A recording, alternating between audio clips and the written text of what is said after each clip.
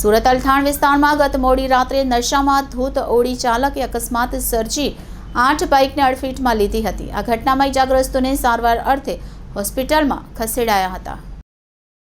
એક વર્ષ પહેલા અમદાવાદમાં બનેલી તથ્ય પટેલવાળી હિટ એન્ડ રન જેવી ઘટના ગુરુવારે સુરતમાં પણ બની હતી। વેસુ કેનાલ રોડ પર બેફામ ગતિએ દોડી રહેલી ઓડી કારના ચાલકે 10 વાહન ચાલકોને અડફેટમાં લઈ લીધા હતા, જેમાં ગંભીર રીતે ઘવાયેલા 3ને 108 દ્વારા હોસ્પિટલમાં ખસેડવામાં આવ્યા હતા। આ ઘટનામાં સદનસીબે કોઈ જાનહાનિ થઈ ન હતી। પોલીસ સૂત્ર પાસેથી જાણવા મળતી માહિતી મુજબ ગુરુવારે રાત્રે 10:30 વાગ્યાના સુમારે વેસુ કેનાલ રોડ પર જીડી ગોયકા સ્કૂલ નજીક બેફામ ગતિએ દોડી આવેલી ઓડી કારે રોડની કિનારે ઊભેલી 8 થી 10 બાઇકને અડફેટમાં લઈ લીધી હતી, જેથી બાઇક સવાર અને આસપાસ ઊભા રહેલા લોકોને ગંભીર ઇજાઓ પહોંચી હતી। જો કે તે છતાંય નશામાં ધૂત ઓડી ચાલકે લોકોથી બચવા માટે ગાડી વધુ ગતિએ હંકારી હતી, પરંતુ ગાડીના ડાબા ટાયરમાં પંચર પડી જતાં 150 મીટર આગળ જઈ ગાડી રોકાઈ ગઈ હતી।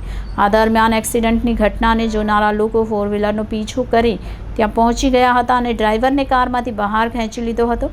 ઘટનામાં ઘવાયેલા 3 લોકોને સ્થાનિકોએ 108ને બોલાવીને હોસ્પિટલમાં સારવાર માટે મોકલી આપ્યા હતા। ઘટના અંગે પોલીસને જાણ થતાં થોડીવારમાં PCR વાન પણ પહોંચી ગઈ હતી અને કાર ચાલક રિકેશ ચંદનમલ ભાટિયાને પોલીસ સ્ટેશન લઈ ગઈ હતી। વધુમાં જાણવા મળતી માહિતી મુજબ કાર ચાલકની પોલીસે ધરપકડ કરી ત્યારે તે નશામાં ધૂત હતો। પોલીસે મોડી રાત્રે તેની સામે ગુનો નોંધી કાર્યવાહી શરૂ કરી હતી।